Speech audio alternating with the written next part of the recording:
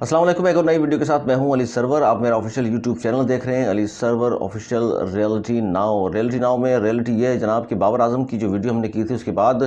ایک اور press conference کی ہے حمیزہ مختار نے، مبینہ گرل فرینڈ ہیں بابر اعظم قومی کرکٹ ٹیم کے جو کپتان ہیں ان کی، اور انہوں نے قرآن پاک پر حلف اٹھایا ہے، قرآن سامنے رکھا، اس کے اوپر ہاتھ رکھا اور اس کے بعد مزید الزامات اور مزید چیزیں سامنے لائی ہیں۔ وہ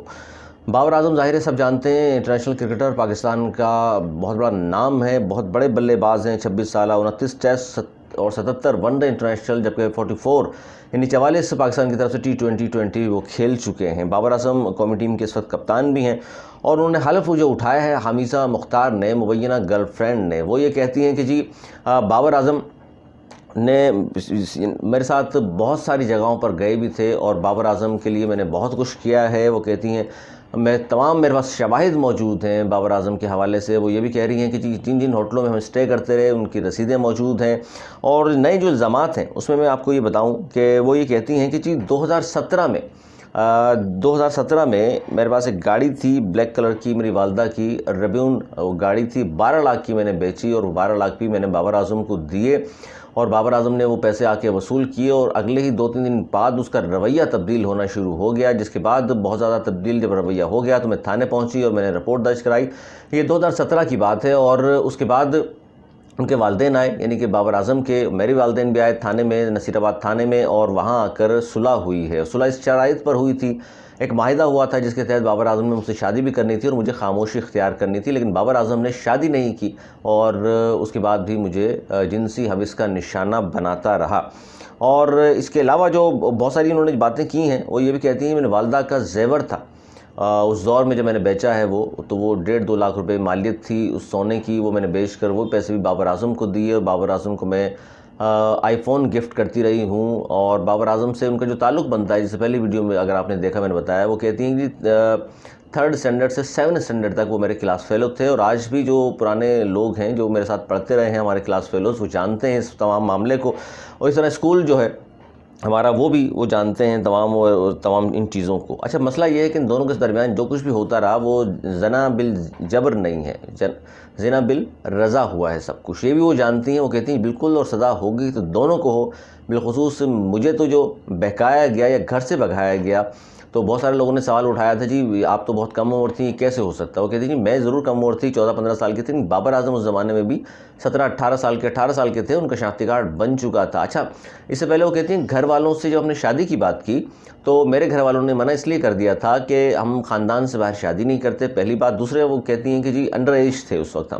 تو بابر اعظم نے کہا کہ جی ہم گھر سے بھاگ جاتے ہیں اور کورٹ میرج کر لیتے ہیں۔ میں تیار ہو گئی اور ہم گئے اور کورٹ میرج کرنے کے لیے، لیکن مختلف گھروں میں وہ رکھتا رہا مجھے 2-3 سال، اور محنت مزدوری کرتی رہی اور تمام پیسے لا کر کے بابر اعظم پہ لٹاتی رہی، بابر اعظم کے خرچے پوری کرتی رہی۔ بابر اعظم کو جب بھی میں کہتی تھی شادی کرنے کا تو وہ ٹال مٹول سے کام لیا کرتے تھے، اور ایک بار ظاہر حمل ٹھہر گیا،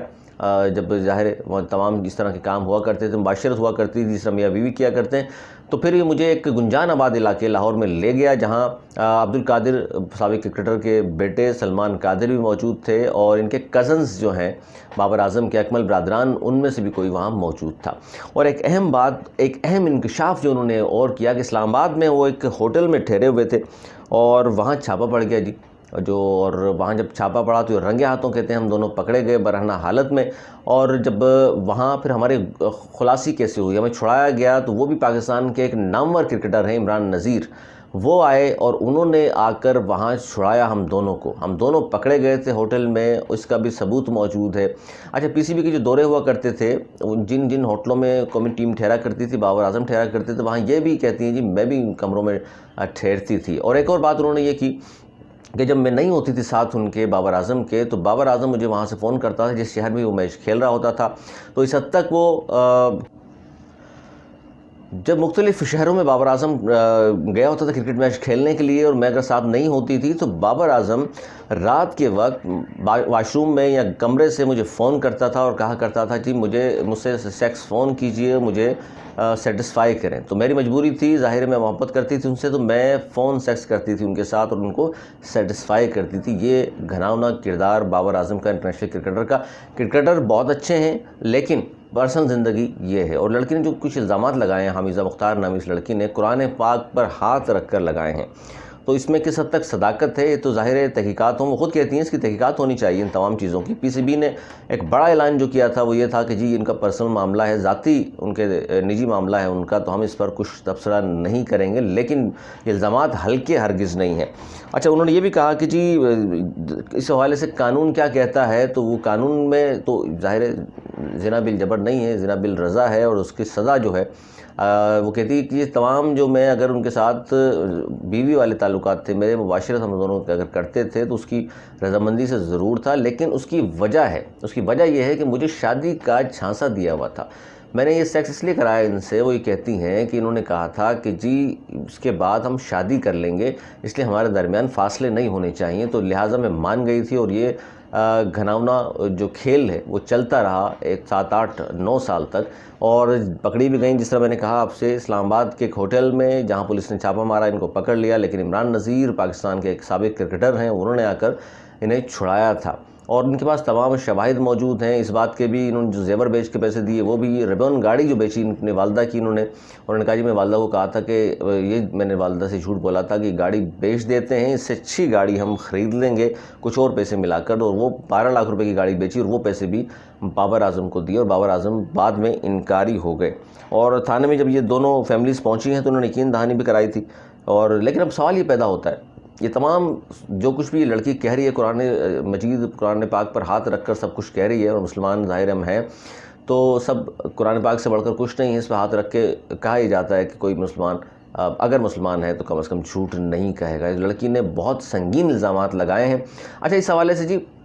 قانون کیا کہتا ہے؟ قانون کے مطابق میں نے جو بات کی مختلف وکلاء سے، اور ان کے اپنے وکیل نے بھی یہی کہا، یہی بات ہم نے جو یہاں مختلف وکلاء سے رائے لی ہے تو انہوں نے بھی یہ کہا کہ قانون کی شک 493 یہ کہتی ہے کہ اس کی سزا کم از کم 25 سال ہے. اور اس کے علاوہ اس میں ایک اور شک بھی شامل کی جائے گی، وہ ہے استقاط حمل، یعنی کہ پریگننٹ جب ہو گئی تھیں تو ان کا حمل گرا دیا گیا تھا، تو وہ شک بھی اس کے شامل کی جائے گی، اور اس کی سزا الگ ہے. تو یہ 2 3 4 کیس اس طرح کے بنتے ہیں. اور اس طرح کے کیسز میں ہوتا کیا ہے، جس میں نے پہلے ویڈیو میں آپ سے کہا تھا، اس طرح کے کیسز میں آخر میں ہوتا یہ ہے کہ جی دونوں پارٹیوں کو بٹھا کر کمپرومائز کرا دیا جاتا ہے، اور یہ تحقیقات رہ جاتی ہیں. لیکن لڑکی بار بار یہ کہہ رہی ہے کہ اب میں اگر بابر اعظم مجھ سے کہتا بھی ہے شادی کرنے کا تو میں شادی ہرگز نہیں کروں گی. اب میں چاہتی ہوں دودھ کا دودھ پانی کا پانی ہو، آزاد